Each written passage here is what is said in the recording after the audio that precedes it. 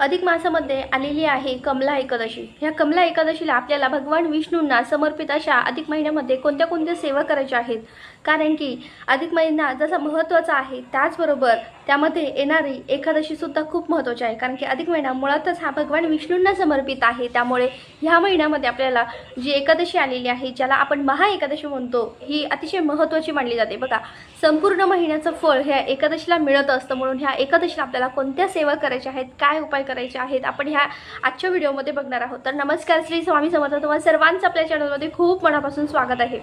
27 मे 2026 वार बुधवार ह्या दिवशी आलेली आहे कमला एकादशी, जी अधिक महिन्यातील महा एकादशी म्हणून संबोधली जाते। ह्या महा एकादशीला आपल्या सर्वांना कोणत्या सेवा करायच्या आहेत? बघा, एकादशी म्हटलं की आपण भगवान विष्णूंची सेवा करीत असतो, पण त्यातले त्यात तर ती एकादशी जर अधिक महिन्यामध्ये जर आली तर तिला अनन्यसाधारण महत्त्व असतं। बघा, कारण की अधिक महिना मुळातच हा भगवान विष्णूंना समर्पित आहे, ज्याला आपण पुरुषोत्तम मास म्हणून या भगवान विष्णूंच्या नावाने ओळखला जातो।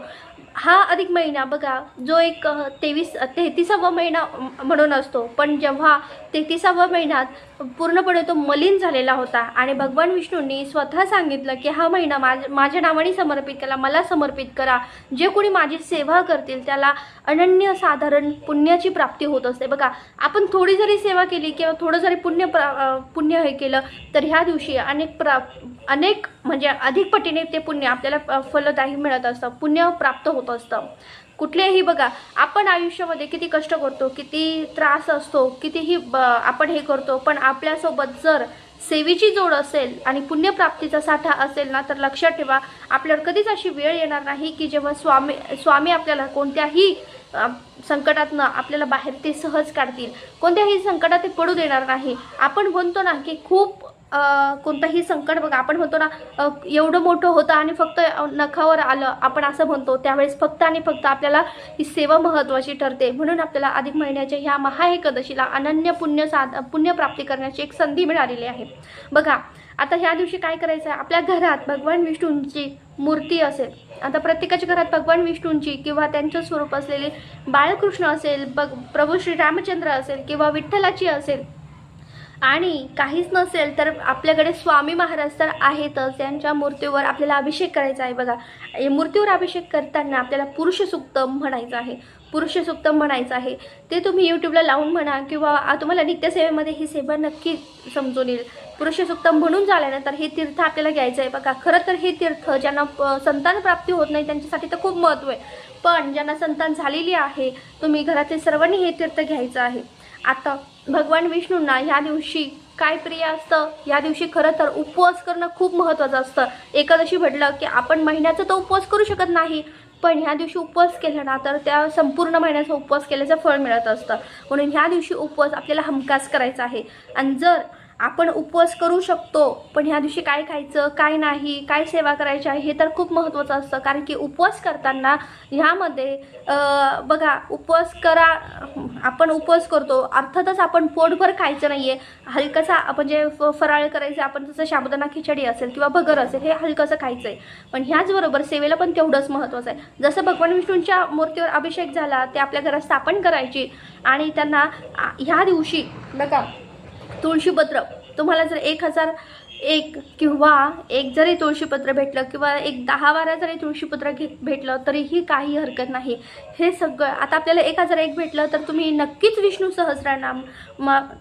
सहस्रनामावलीमध्ये विष्णू सहस्रनामावली आपल्याला ही पठण करायची प्रत्येक तुळशीपत्राला। पण जर तुमच्याकडे मोजकेच असेल, सपोज 24 असेल, तर तुम्ही सुरुवातीचे 24 हे असे विष्णूंची नावं घेऊन तुम्हाला म्हणायचं आहे। आता विष्णू सहस्रनामावलीमध्ये 24 नावं काय आहे? ओम विष्णवे नमः, ओम आपल्याला विष्णू सहस्रनाम, हे बघा, विष्णू सहस्रनाम आणि विष्णू सहस्रनामावली हे पूर्णपणे वेगळे आहे। ही विष्णू सहस्रनामावली आहे, ह्यामध्ये तुम्हाला भगवान विष्णू सहस्रनामावली ह्या 10 रुपयाच्या पुस्तकामध्ये तुम्हाला सगळी काही माहिती मिळून जाते। पण हे विष्णू सहस्रनाम वेगळं आहे आणि विष्णू सहस्रनामावली वेगळी आहे। विष्णू सहस्रनामावली भगवान विष्णूंना आपल्याला तुळशीपत्र अर्पण करून त्यांचं, मग तुमच्याकडे बाळकृष्णाची मूर्ती असेल तरी तुम्हाला ती त्यांना अर्पण करायची आहे, म्हणजे त्यांना ते तुळशीपत्र त्यांचं नाव घेऊन अर्पण करायचं आहे। आता तुम्ही एकाचं असेल तर तुम्ही एक नाव घेतलं का पुन्हा तेच ठेवू शकता, पुन्हा तेच घेऊन पुन्हा तेच ठेवू शकता, किंवा हातात तेच ठेवून 1000 नावं घेऊन पुन्हा ते भगवान विष्णूंना अर्पण करायचं आहे. आता ह्यानंतर येतं की हा महिना संपूर्णपणे आपण अधिक मासाची सेवा म्हणजे भगवान विष्णूंची सेवा करीत असतो. ह्या दिवशी आपल्याकडे संक्षिप्त भागवत हा ग्रंथ सगळ्यांकडे असणारच आणि असेलच, आणि नसेलच तर तुम्ही यूट्यूबवर आपल्या दिंडोरी प्रणित स्वामींचा जो हा ग्रंथ वाचन असतं ना, ते तुम्ही तिथे शांतपणे देवापुढे बसून तुम्ही याचं पठण मनन करू शकतात, ऐकू शकतात. हे आपल्याला हे पठण करायचं आहे. अतिशय एकदम संक्षिप्त आहे, एकदम. जो श्रीमद भागवत जो कोणी मोठा ग्रंथाचं पारायण करत आहे त्यांचं तर काही बोलायलाच नको, पण ज्यांच्याकडून आपल्याकडून आत्तापर्यंत काहीच सेवा झालेली नाही आहे त्यांनी कमीत कमी ह्या ग्रंथाचं ह्या दिवशी आपल्याकडून पठण झालंच पाहिजे, वाचन झालंच पाहिजे. हा ग्रंथ अतिशय महत्त्वाचा आहे. अधिक महिन्यामध्ये ही सेवा आपल्याला करायचीच आहे. हे झाल्यानंतर बघा, गीतेचा 15वा अध्याय आहे. गीतेचा 15वा अध्याय हा पठण करायचा आहे. त्याचबरोबर गीतेची 18 नावे आहे ती पण आपल्याला वाचायची आहे. आणि व्यंकटेश स्तोत्र हे म्हणायचंच आहे. बघा, आता संध्याकाळच्या वेळेस आपल्याला काय करायचं आहे, दिवा लागण्याच्या वेळेला आपण जेव्हा दिवा लावतो तेव्हा शुद्ध गायच्या तुपाचा दिवा आपल्याला देवघरात लावायचा, तुळशीजवळ लावायचा आहे.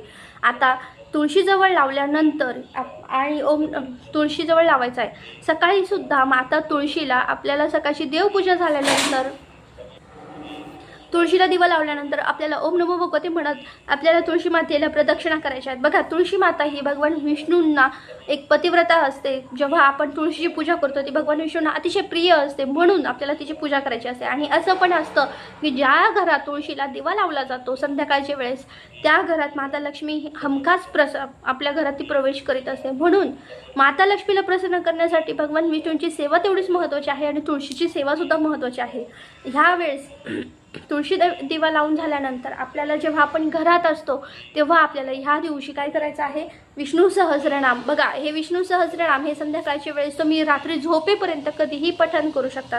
विष्णू सहस्रनाम हे अतिशय महत्त्वाचं आहे. मी तुम्हाला सांगते, वाचायला अगदी 13 मिनटं लागतात, पण जर आपण नवीन असेल तर 15-20 मिनटं ठीक आहे. पण हे कसं वाचायचं मी तुम्हाला एक सांगते. माझ्यासारखे नवीन सेवेकरी असतात किंवा मी तर नवीन नाही म्हणू शकत, कारण की महाराजांनी भरपूर काही सेवा करून घेतली, पण आपण जेव्हा वाचन करतो ना तेव्हा आपल्या तोंडातून उच्चार लवकर निघत नाही किंवा एखादे म्हणजे चुकत असतात. मग काय करायचं अशा वेळेस, मग काय करायचं की यूट्यूबवर विष्णू सहस्रनाम लावून द्यायचं आणि त्याच्या उच्चाराबरोबर आपणही पठण करायचं.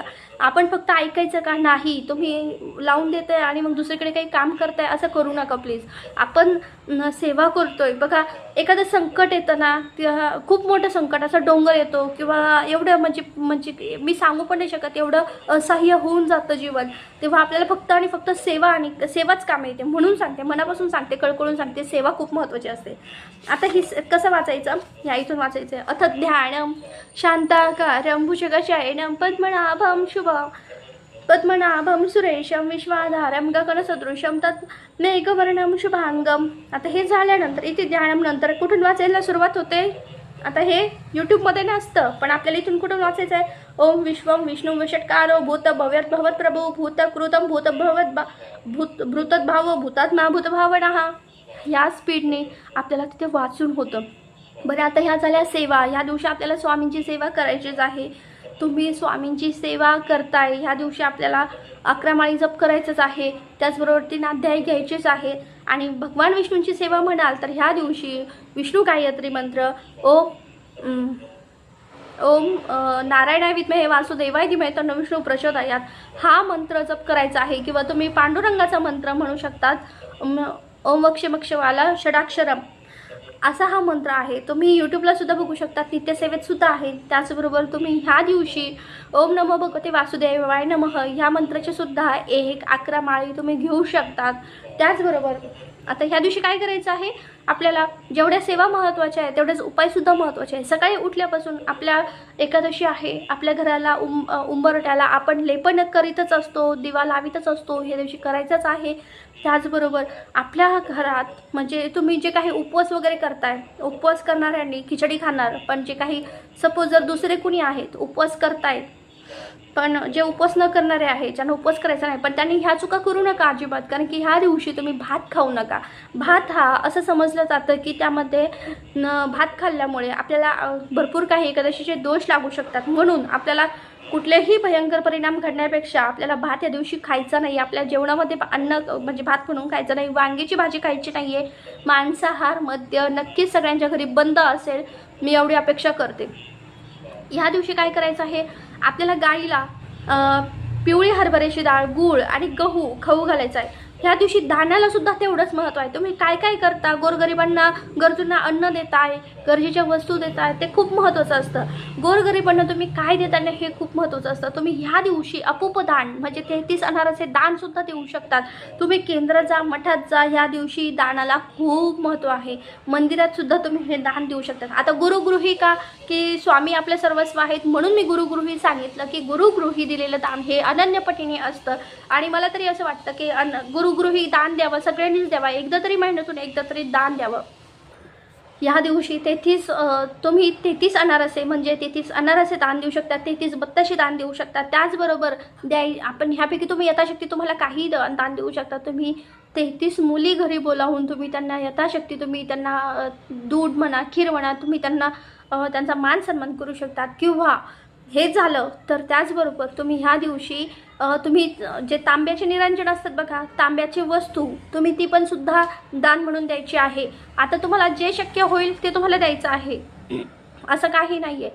तुम्ही आता ह्या दिवशी एकादशीच्या दिवशी आपल्याला ह्या सगळ्या गोष्टी करायच्या आहेत. दानाला खूप जास्त महत्त्व आहे बघा.